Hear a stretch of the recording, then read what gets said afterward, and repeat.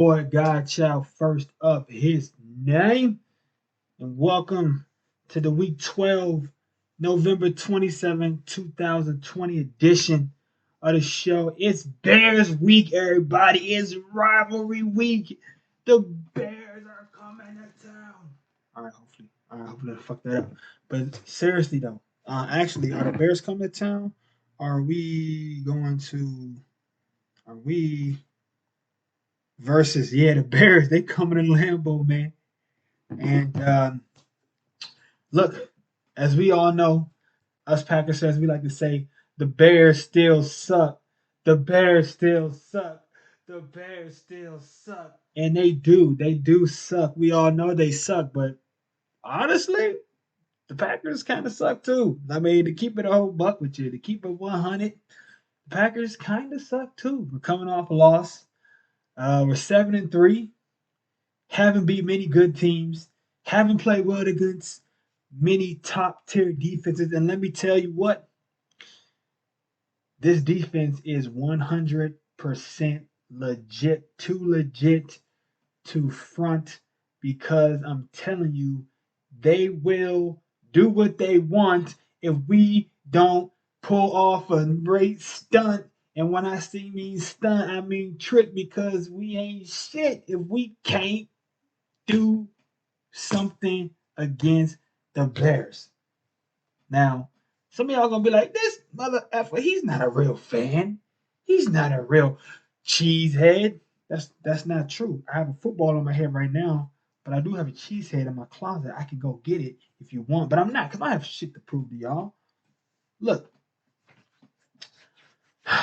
week 12. I mean, this is big. I mean, the Bears are 5-5. They're not out of it by any stretch of the imagination. Matter of fact, I saw a graphic on Twitter earlier last week, and it said the only team that is mathematically out of the playoffs thus far at this point in the season is the Jets because they have 0 wins. I mean, zipped, zero, stingy with the winnows.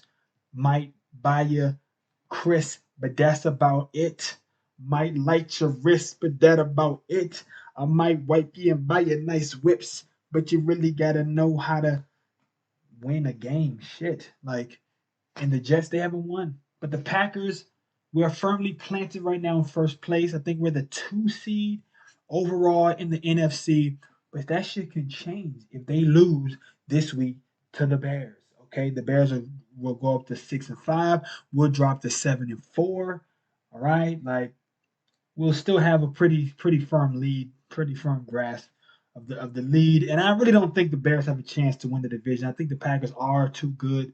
If you look at their schedule, I mean, aside from the Bears, they have Tennessee, Philadelphia, they have Detroit again, and they have Carolina. So I mean, right now they have, even if they lose, I mean, yeah, but if they lose, but yeah, the Packers lose 2 games, and then the Bears will be right in it. And to be honest with you, the Packers could lose to the Bears. Like, to be completely 100% honest with you, and so I mean let's actually just jump. Let's jump right in to the before we break down the game and give you my thoughts on why. I'm gonna give you my prediction, right? Okay, this is the pre-game show, right? Before the game, I like to do it on Wednesdays or Thursday. I mean, yesterday was Turkey Day. Hope everybody enjoyed their holiday. I mean, I hope you had a good one. Hope you have a lot to be thankful for, in spite of the Packers being a pretender and not a real contender. I'm still thankful for this team. You know what I'm saying? I have family, friends that I'm thankful for. I have my health relatively, and I hope people who might see this, you might not have those things, but just remember there is something to be thankful for. And some of you are thankful for this team, even though they still leave a lot to be desired. I am thankful for the Packers, man, because and I talk a lot of shit, and I complain, and I voice my opinion, and I'm not always Mr. Attaboy. Like, I'm very critical of this team. And a lot of fans on Twitter don't seem to like that. They don't seem to like that I'm unbiased and I'm subjective and I'm not one of these homers because I'm not. I'm not from Wisconsin. I'm from the East Coast, but I fell in love with the Packers when Brett Favre was at the height of his supremacy in the NFC Central Division. Back then, it was called the NFC Central. A lot of you guys don't even know that. And over the last 25 plus years, we as a fan base have been blessed, and we have had a lot to be thankful for and to be grateful that the Packers have even won two Super Bowls and been to three Super Bowls. And there have been a lot of disappointments. There have been a lot of heartache. Fourth and 26, the Seattle debacle, the Phil Mary, I mean, there's been a lot of heartbreak, but there's also been a lot of great games. And I'm going to be honest, I'm thankful for that. No matter how much I bitch and complain and whine and voice my frustration, I'm glad I'm not a Bears fan. But I'm also glad I'm not a Browns fan or a Lions fan. Shit, I mean, there's so many, or the Bengals. There's so many horrible, destitute, poorly ran franchises. And yeah, I have a lot of shit I can say about the Packers, and I'm gonna get to that. But right now, I wanted to start the show out just by saying, hey man, I am thankful to be a Packers fan, and win, lose or draw, I'm always thankful. So all right, now let's jump into the injury report, okay? So we can see who we can expect to maybe have playing. Nobody's in the chat yet. I went early. I went live like maybe 10 minutes ago. Then my computer crashed. Something crazy happened. So then I had to Matter of fact, I'm gonna plug my computer in so I don't die or whatever. I don't know what happened. Honestly, it just kind of went kaput. All right, so we got first we'll do the Packers. Devontae Adams, limited practice Wednesday. He had an ankle apparently. Limited practice Wednesday. Did not practice Thursday. Limited practice Friday. I'm pretty in game. It says game status slash. And we talked about this on one of the previous episodes as far as likelihood to least likely to least likely to play. I believe it's of course did not practice and out would be least likely or most like optimism. Okay, let's just do this on an optimistic scale. Least optimistic, most optimistic. If they did not practice on Friday, especially, or if they were limited all week, but especially if they didn't practice on Friday or they didn't practice all week, then of course they're not going to start. So that's out is the least optimistic. Okay. Next optimistic, I would assume should be questionable. Okay. Um, yeah, who knows? They practice a little bit. It kind of depends how they feel Saturday, maybe the day of the game. You know, who knows? Meh, that's kind of questionable. Probable means yeah. Uh, Somebody asks you, hey, are you coming to that thing? Next week, and you go, yeah, probably. You still might not go, but you just want to kind of leave a little bit of gray area, some wiggle room, just in case something better comes up, or you just don't feel like it. But probably, yeah, I'll probably be there. So I think that's like the next level of optimism, and then at the top, I think would be game time decision, which is like it's right there. 99% like you're very hopeful that they're going to play. You really hope it's going to work out, but there's that little slither of a chance that you can have some maybe some step back. Could have re-aggravate something, or just the doctors might not feel good about it. So game time decision, and then of course, I think the little the game status it says here. It says here. It's like a little dash, which I just think means that they're probably going to play like 100%, most likely.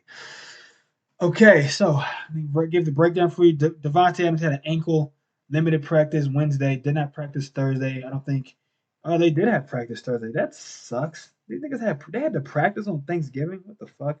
Okay, but they had limited practice on Friday. Game status seems pretty good to go. Jair Alexander working on it. Actually, matter of fact, Devontae Adams and Jair Alexander, if they don't make All Pro this year, somebody needs to be shot. Straight up. Um, he has a knee/hand. I don't know how you have a knee. I guess that means knee and hand because it's like usually we put slash. Hey, I guess slash can be and or. So yeah, knee and a hand. Limited practice, limited practice, limited practice. 3 days in a row. And I think Devontae, he's at that level now. Where he's like what 7 years in. I think they give veterans like, hey, you can take it easy, especially with the ankle. But it looks like Jair is going to play. Tyler Swervin Irvin, wrist and ribs, limited practice all week. He's questionable game status. Okay, Kadar Holman seems like he's going to play. Josh Jackson, questionable. Christian Kursky, full participant with the quadricep. Alan Lazard, the lizard man. Yeah, I don't know why I did this. I don't know. I don't know why that was like lizard, but something about that. Like yeah, lizards, like serpent reptiles, they kind of do their tongue a lot. Um, I feel like he's gonna. It says he was, limited, but on my fantasy team app says that homie was upgraded from like let me see what it said on my fantasy team. I got some notes. I got some notes. I got some noties. That's short for notifications. I got some noties on the app. I'm let's see. Come on, bitch. Come on. Come on, you wanker. The fuck? Alright. Yeah. Okay. It says Lazard's status improved from questionable to healthy, so and also same thing for Tanya. That's what it said on my Yahoo Sports app. So excuse me, I'm gonna trust that, to be honest with you. Because there's a lot they know a lot of people are dependent on that shit to be up to date and accurate. So Lazard, I mean, plus it has a little dasher. Lewis looks like he's going to play. Lindsey, questionable. So a lot of questionables, not many probables. Patrick, healthy. Redmond, healthy. J.K. Scott, Vernon Scott, Darius Shepard, fucking fumbling ass bum. St. Brown, I mean, he had one. He had that one play on the sideline. He like slipped a tackle and tried to hurdle into the end zone. Questionable. He had a knee. Sullivan, ribs. Looks like he's good to go. Tunyon, ankle. Looks like he's good to go. Four participant yesterday. Billy Wynn. I don't know who the fuck that is. Oh, actually, Billy Wynn. He had a good play. He had a good play against. He had some good plays against the Colts, so he's good to go. Marquez. He did not practice today. He was limited the day before. Achilles. God damn, nigga. Questionable. And Kevin King, questionable. This is why we need fucking more depth at wide receiver. All right, let's go to the Bears. So I mean, as long as we got Lazard and Adams, good to go. Both running backs, Williams and Jones, good to go. The tight ends, good to go. I feel good about this offense. We got Tunyon, Sternberger, um, Williams, Jones, fucking Adams, and Lazard, all good to go. I mean, Shepard is good to go. Like you kind of need a third guy, but let's just get. There's so much I want to say. So much I want to say. But let's keep pressing on. Okay, Chicago Bears. Okay, I don't know. Coward. I don't know who the fuck is. Foles doubtful, and we're gonna talk about that more. Jimmy Graham good to go. Akeem Hicks questionable. Defensive tackle. He's a beast. Um, Sherrick McKinnon, Bartivius Mingos, he's good to go. Montgomery, running back, good to go. Patterson, seems like he's good to go. Danny Trevathan, good to go. Mitch the bitch, good to go. Charles Leno, questionable Buster Screen. Okay, now they do not have the COVID niggas on here, which I did see that Jackson, um, number 39, Eddie Jackson, I saw he was upgraded from COVID list to participant. So I think he's going to be good to go too. I'm not sure, like if Khalil Mack. I don't know. See if I can get the Chicago Bears. Chicago. Let's see. Chicago COVID list. Chicago Bears, nigga. Chicago Bears. I want the motherfucking Bears. Okay, Chicago Bears. They put Eddie Jackson, but he's off now. Active. Active Simmons. Roster moves.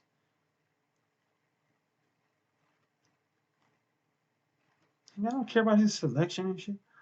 So I mean that's it. Okay, so there we go. We got the Packers, we're pretty healthy, which is like good. We need to be healthy. Like it's this is the perfect time of the season to get healthy. Packers are pretty healthy. Bears, honestly, they're kind of pretty healthy too. So let's break down the game this Sunday. It's gonna be a Sunday night of prime time. What's that girl's? I've been waiting all day for a Sunday night. Woo! Yeah, man, she has the best like football song now. It used to be, are you ready for some football? It's a Monday night party. Okay, but now it's who sings that song? Carry some shit. Sunday night football anthem. Who sings that song? Kelly. Oh, Carrie Underwood. It used to be Kelly Clarkson. I feel like now they got Carrie Underwood. Does Medicare cover what the? Yo, Anthem, Blue Cross Blue Shield, they have got this shit sold up. I said Sunday Night Football Anthem, and this joint keeps on coming up. I'm gonna put like song, score. I think it's score. Nigga, damn, score meaning music, not like points. Song. Who sings the fucking song? 86-year-old grandma boogies. Okay, Carrie Underwood. Carrie Underwood. That is a beautiful porcelain goddess. Okay, she's not even porcelain. I just said porcelain because that's the color of white. She's tan. She's like olive. That's a beautiful white woman. Carrie Underwood, and she can sing. She got some pipes. Okay, so look, man. Okay, like the Bears, man. What do they do well? Okay, obviously we know the Bears. They fucking have a great defense. How great? Let's find out. I'm gonna view their profile on NFL.com. Let's see stats. Let's see the stats. View all team stats. View the team stats. It doesn't give me their overall like rankings and shit. Where are the rankings? Where are the rankings? Oh, this is like I don't want the stats from the fucking. I want like NFL.com stats, bro. Where are the stats, man? Give me the stats, bro. I want the stats, bro. Give me the stats, bro. Pro Football Focus. Is that where I have to go? Pro Football Reference, bro. Like fucking Chicago Bears, bro. Can I get the stats? I want the stats, man. Give me those stats. Those fucking Bears stats, bro. Can I get like their like offensive defensive stats, bro? Team stats and ranking. Doesn't even tell you the ranking. It's just why is it so hard to find good information these days? Why is it so hard to find good information? I just want the fucking stats, man. Like, what the fuck? What the actual fuck, NFL.com? Like, can I just get the damn stats standings?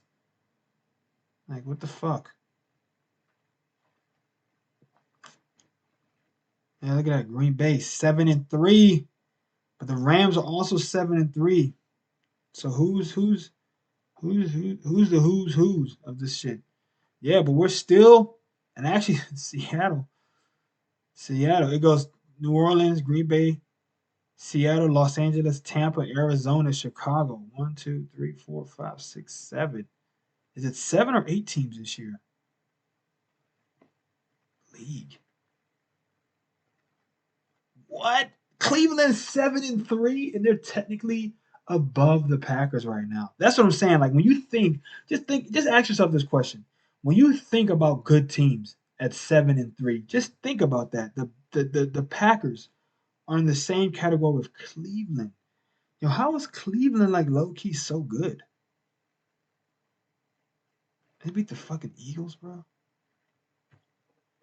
That that just seems bad. And a lot of 6-4 teams, man. Wow. Lot of football left though. Lot of football left. Man, I'm telling you. Okay, let's keep going. I just want some stats, bro. I want some fucking stats. Like, can I just get like team stats? Like team stats, man. Like, defense. Can I like? Does this mean that the Bears have the best defense? Like the second best defense? Like, yo, passing. Why is this so? Why is it so difficult to just find this? Like, it used to be easy. You used to just go to NFL.com, you click on a team, and they just tell you right there, like right there in the profile, their ranking and shit. Like, it used to be all right there, man. Like now it's like, what the fuck? Like stats, bro. Like, just give me their offense and defensive rank. Like, why is it that hard? It's not. It shouldn't be this hard. Shouldn't be this hard. Top offense. I don't care about the top performers. I want the fucking stats. Where do they rank? Where do they rank as a team, like defensively? This is so fucking stupid. Okay, look, man, I can't find the stats. Like, I don't know, ESPN.com. Like, who's got it?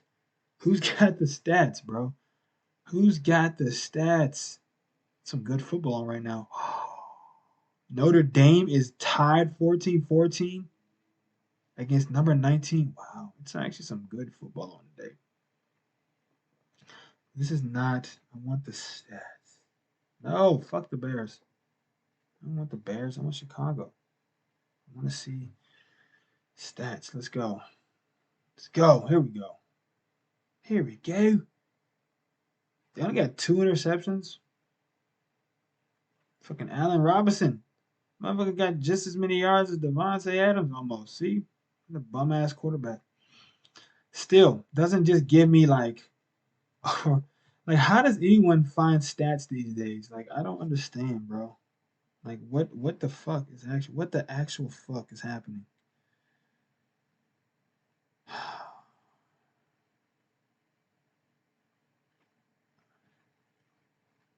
Total points per game 19. Like oh man, who has the football stats, man? Top like football stats, man. Stats. Like can I just get the fucking team stats? Ranking. Like I've been fucking doing this thing. I'm like how long have I been doing this? Fucking 20 minutes in. We haven't got shit. I like man, I tried to find the stats. Apparently they're hiding the stats like fucking, the security codes to the nuclear warheads or some shit. I can't find. I went to ESPN. I went to fucking Pro Football Focus, Pro Football Reference.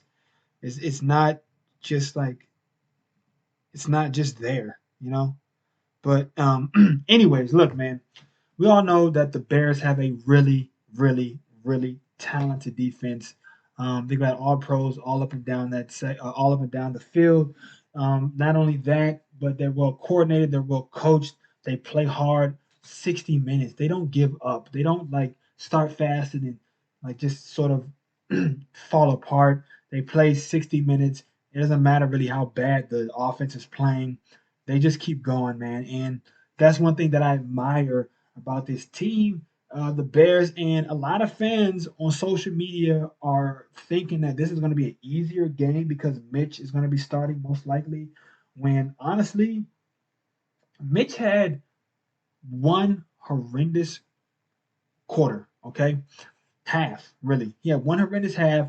Then they yanked him, put Foles in. Foles was able to come back and win the game. But honestly, even since Foles has been the starter, they have not looked that great. And they were fucking undefeated with Trubisky, bro. And even though Trubisky, he has his limitations, the thing that he does better than Foles, and actually one of the better quarterbacks in the NFL when he was starting, is run the ball. He's athletic, man. He can make plays with his legs. He can dance around the pocket. He can get outside the pocket. He can evade defenders. He can pick up first downs. He's a mobile guy, man, and actually like very. pretty damn mobile, I would say. Like one of the top guys when on the field, and I don't think I don't think Trubisky is Watson or Mahomes, but I do think he's like talent wise better than Foles, and I think that he makes it more difficult for the defense to actually game plan for what you want to do against this team. I don't think that this is going to be an easier game because Mitch is because Trubisky's playing. I feel like this is going to actually add a wrinkle to their offense that the Packers have throughout the years, especially with this 3-4 defense and with Capers and even with this fucking bum Patton, they have struggled to contain mobile quarterbacks from running around, getting outside the pocket, and making plays with their legs. So I'm not really sold that this game is going to be any easier. I know it's going to be at Lambeau, but it's not going to be fans in the stands. It will be at night. It should be cold, but both teams are used to playing in cold weather. And the Bears know that they still have a shot, man. They win this game, they go to 6-5. They drop the Packers down to 7-4, and they have a very favorable schedule. I think through like the rest of the way, man. Like, let's see who else they got. They got Detroit, Houston, Minnesota, Jacksonville, and then they got to play us again. So, I mean, they can't really lose too many more to keep it a buck with you. They can't lose too many more, but they already beat Detroit. Detroit is one of those teams. It's like they're poorly run as an organization. The general manager is trash. The head coach is trash. But they have weapons, bro. They got weapons all up and down that team, and it's like you sleep on the Lions for 1 second, even though they just got stomped out. Like they just got stomped like 2 weeks in a row. They put up 0 points against Carolina, and then they got destroyed yesterday on Thanksgiving. It's like that sucks, but at the same time, like rivalry games, divisional games, throw those records out, throw all those perceptions out because it comes time to playing a game in division is usually smash mouth, especially in the once called black and blue division. So look though, but I want to stay on the Bears, man. Um, I honestly think that this team is like they have all the elements that usually give the Packers trouble, and they could actually maybe come out on top. Maybe not even this game, but definitely on like the end of the year where it's probably going to come down to who might be winning the division or the playoff spot that they will need it. And if Trubisky plays well, I can see him getting winning his starting job back and being the guy down the stretch.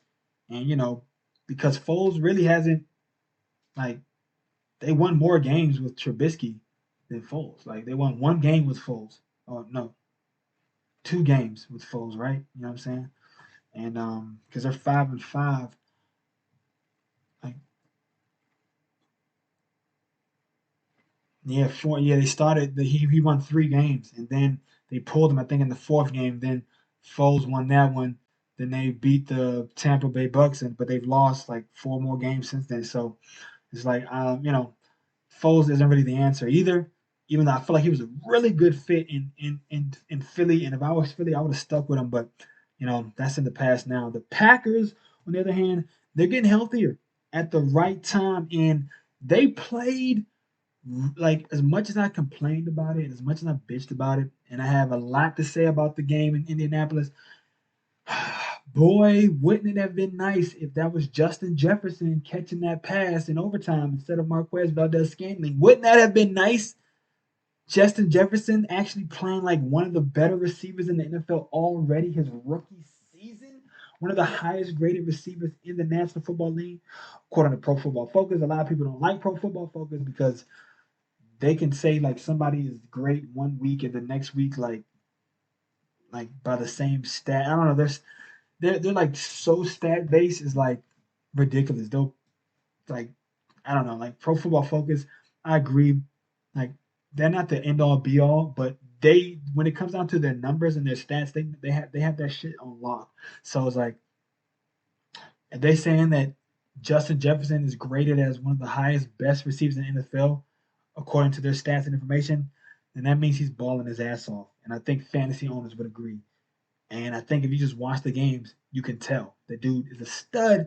The Packers could have traded up to get him in the first round. Rodgers even said that he really liked that kid out of LSU. He liked Justin Jefferson. So who knows? But they got Marquez. Lazard is healthy. Like I said, Adams is healthy enough.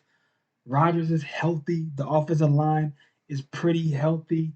Like the running backs are healthy, and they put up 28 points against the number one scoring defense in the league and the number one passing defense in the league just a week ago in Indianapolis in the first half. Now, unfortunately, the second half, I'm not really sure what happened. I don't know if Indianapolis made some adjustments. I'm not sure if Matt LaFleur got conservative. Just they weren't executing well enough. I can't really even though I watched the game, like and yeah, there were some plays I didn't like. Like I said, there were some plays I did not like. I didn't like a couple of those fourth down plays and third and short plays. Didn't like those, man. I'm never really a fan because I'm an aggressive person, and I honestly think they should have ran the ball more against Indianapolis. And I think that teams should go for fourth down more. But if you're gonna go for it on fourth down, I'm thinking like I would actually rather you run on third and pass on fourth off of play action or off of some sort of re RPO action than pass on third, run on fourth, or pass on both downs. Like I like multiplicity too, and I like change the direction. I like doing the thing that they least expect you to do, or doing the opposite of what they expect you to do in that moment. So there was a couple of plays where I just didn't like the calls. I didn't like the execution, even though the call wasn't so bad.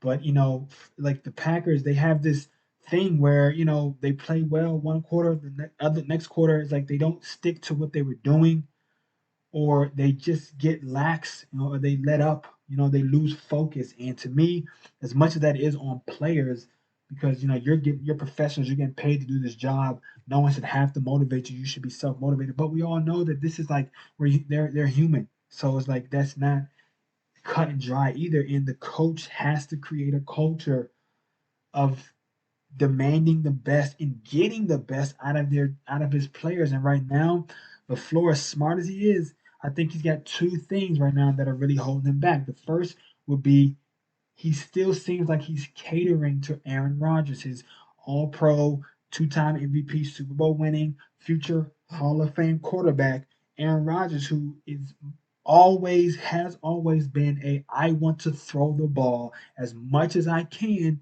down the field kind of a player. He hasn't been let's stay balanced on offense and run the ball more than passing, even sometimes to set up play action to make things easier on himself. He doesn't seem to think that way. He's always pushing the ball and wants to push the ball. And that's one of my pet peeves about Rodgers. And I think that's something that's actually holding this offense back because last year they won 13 games. And they didn't have the most explosive offense, but they had one of the best run games in the league, and they had one of the best running backs in the league who was toting the rock to 19 total touchdowns, which was tied for the most. And they had an identity. They were tough. They were rough up front, man. They didn't really get, at least on the offensive line, they didn't get pushed around. And on defense, they played I feel like because the game was more manageable for them, they were able to play with like more energy on defense. And the two times they really got pushed around really badly was, the San Francisco game. And I honestly put more of that loss on the offense than the defense, even though they didn't really stop the run. They struggled stopping the run. I say that if the offense was able to actually sustain those drives more and put up points, the defense would have had more energy and more momentum when they got on the field. But that's another topic. We can talk about that later. Right now it's we're talking about the Bears and the Packers. And look, I think the Bears and the Packers game on this Sunday night is it's pretty even. I think the teams are honestly pretty evenly matched. I do give the Packers, an edge quarterback wise, of course. Um, Weapons wise, I say, Devontae Adams is maybe, the best. He's the best wide receiver in the division. obviously for my money, one of the best, if not the best in the league. So they get the edge there. Running back, they have the edge there. Offensive line, they have the edge there. But that, like, as far as like compared to the Bears offense, they have the edge. But that defense for the Bears, man, it is legit. It's tough. It's physical. They're fast. They got Smith. They got Trevathan. They got Mack. You know what I'm saying? They got Barkevius Mingo. They got Eddie Jackson. They got some fucking, I don't know who their I don't really know who all their cornerbacks are. Let's see.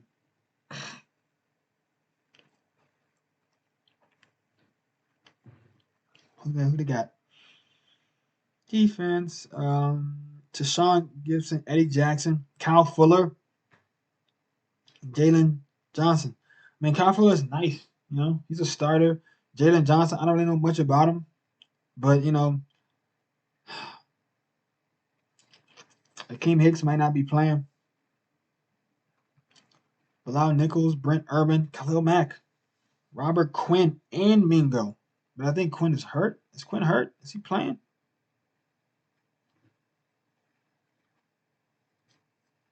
Like, what the fuck? Yeah, I don't like how they have. I don't like how the Bears have their like. I don't like how they have their like. Where's the injury? The injury report. Okay, you gotta go to the team.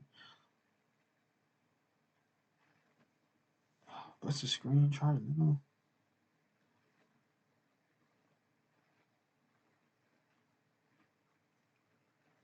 Hey man, Jimmy Graham, he gonna be looking to get some payback for the Packers letting him go. But I mean, he should have been let go. He wasn't doing shit for us. Cardell Patterson, that's a weapon, man. We saw the Packers do not have a really good special teams unit. Cordell Patterson, he can make plays in the special teams. He can make plays at receiver. Okay, they have Allen now. Robinson. Now I'm assuming that Allen Robinson. I guess I was right. Both of those names are correct. I'm assuming they're going to be um putting our boy the putting our boy um Jair Alexander on him, which that's gonna be a matchup, man. He's got size on Alexander, but Alexander has the speed. He's physical. He should be able to keep up, man. I'm looking for an All-Pro performance out of Jair Alexander. Can this defense get after the quarterback? This is the keys. Okay, let's talk about the keys, right? Let's talk about the keys to success.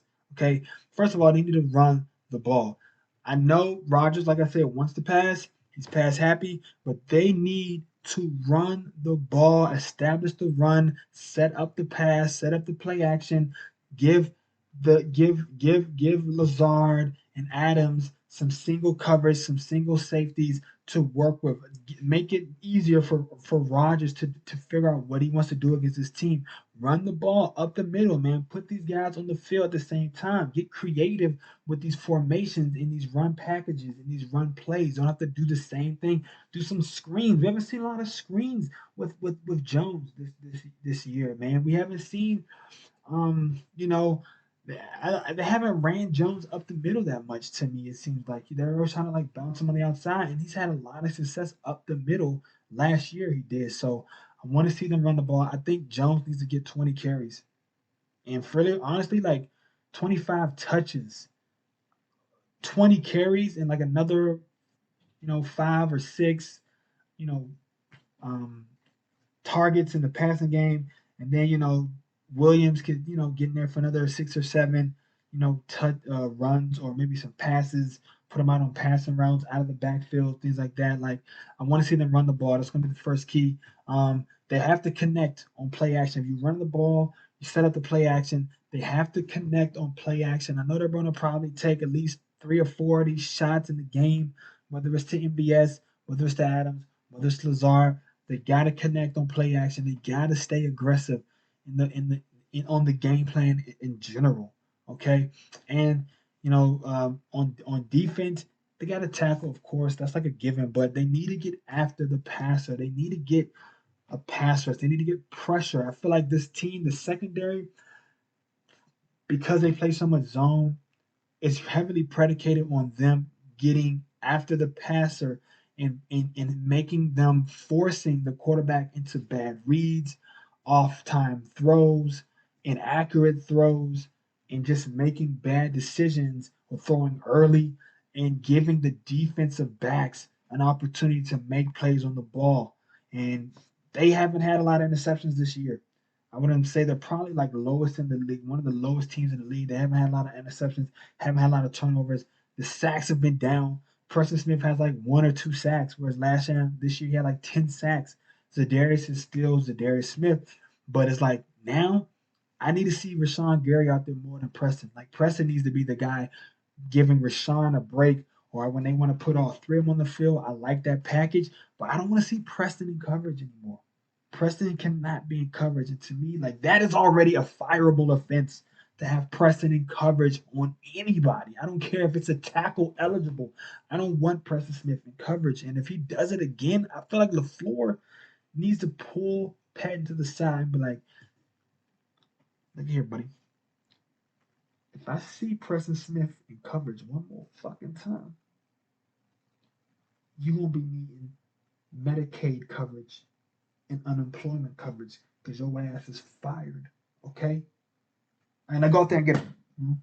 Give him a little pat on the ass, on the lower, butt cheek, the thigh, whatever. A little pat on the thigh, and go back out there. Come on. But no more of that, man. No mas. No more of these guys in these loose man coverage and shit. Like on third and short, you had them 2, 5, 6, 7 yards off the ball and away from the first down marker. No, they need to be up there. Press coverage, man. Be up in there tight like this, up in that ass, up in their face. Okay, not all the way back here. Press coverage. They need to be up here. I mean, not back here in zone. They need to be up here and press, bro. 2 yards, man. Don't be 7 yards off the ball when the team only needs 2 yards to get the first down. Okay, simple shit. Who? I mean, those are the keys to me. You know what I'm saying? Run the ball, stay aggressive on offense, but like balanced. I don't like when they just pass like aggressively. They don't like. I think they need to be more passing off. They need to be a team that passes off of play action like 70% of the time. Like, and then some screens, some like slants and shit mixed in there. And they need to run more slants, bro. More slants. Like Adams is so good off the line. Get some slants game, get the slant game going. But yeah, um, and then getting at the quarterback and get some turnovers, man. Tackle, like those are the keys. You know what I'm saying? Like pretty simple shit, man. You know, don't let Khalil Mack take over the game. Don't let Khalil Mack take over the game. Now I don't think he will. We got Bakhtiar over there. He just got paid, but they might move him around. They might put him on some stunts. They might have him switching sides or whatever the case may be. So just be mindful of that shit. And if they're blitzing like crazy, if they're getting a lot of pressure, put somebody in there, man, help out. Make adjustments. I think though, even with all that being said, I really think the Packers have an opportunity to win this game. As much as I think the Bears, that defense is really great, and that's been a recipe for disaster for the Packers, even though they played really well against the number one scoring defense last week in the Indianapolis Colts in the first half, the second half, we saw how they fell apart. They lost focus and they became inefficient on offense. So we need to see them play all 4 quarters. They need to play all 4 quarters. They need to stay consistent with the run. They need to like play that their goal needs to be to run the ball 25 times or more. Now, personally, I like to see Aaron Jones get the bulk of those carries, but even if you're going to split that with Williams, 15 to 10 or something like that, I feel like they need to run the ball and run pass plays off of play action.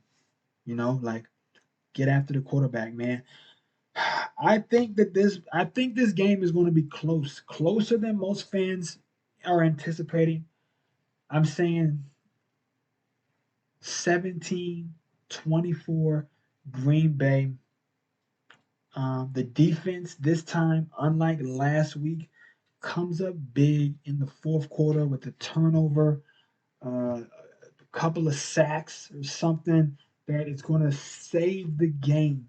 and either give the ball back to the offense so we can just kneel out the clock, or maybe in the final minutes as they're as they're marching down the field to sort of take the lead or some shit. The defense makes a big play, gets a stop, or maybe in the fourth quarter as they're trying to mount a comeback, they get a turnover, they get a stop, and then maybe the game's tied, and then we go up. I think it's going to be that kind of a game. I don't think they're going to just blow them out. I don't think it's going to be a explosion of offense. I think they're going to have, um, you know, I think that but Lazard is back, so I mean, I think Lazard being healthy adds a wrinkle that you can't really um, that it's him being healthier this week than he was last week even, and like fully able to participate. I feel like close to 100% as possible with him and Adams. I think that really does make a big difference because Lazar was really on his way to being a standout player for them this year, and I think he could have had like 70 balls and almost like 1,000 yards. I really feel like Lazar is capable of that kind of production if he was healthy, if he was, having like a 70, 60, 70 catch season with like 1,000 yards and 8 to 10 touchdowns, like, you know, that would have been really great, honestly. That would be a great 1-2 punch. But it'd even be even better if you had Lazard and Jefferson and Adams. Like, I'm still not sold on this draft. I've been arguing with fans all day on Twitter today about how good this offense really is, perception versus reality, what they could have done better in the draft. People coming at me saying that I don't understand, I don't get it. This team is already one of the hottest offenses in the league.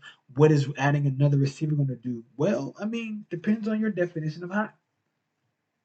You know, depends on your definition of hot. And maybe I'll save that rant for another time because I'm already going over. I'm well over the the mark. I wanted to maybe do 15, 20 minutes. I'm at 46 minutes, man. We're not going to hold you guys too much longer. We broke down the teams. We broke down the rivalry week matchup. Like I said, this is the 201st meeting. The Packers finally caught up. They finally lead the series 99 towards a 95 and 6. So hopefully after this Sunday it'll be 100 to 95 and 6 ties, and they'll be even firmly more entrenched in that number 2 seed with a chance. With a chance, let's look at the Saints. Let's look at the Saints. The Saints got coming because honestly, the Packers aren't even out of the first place race. If you ask me, I go back to NFL.com and let's see what the Saints are. Let's see what the Saints got going on, man. Teams, New Orleans, beautiful profile. The Saints, they got.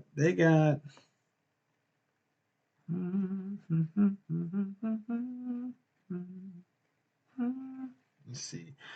So they got Denver this week, Atlanta, Philly, Kansas City, Minnesota, Carolina. So honestly, bro, hmm, Carolina, Kansas City, and Minnesota.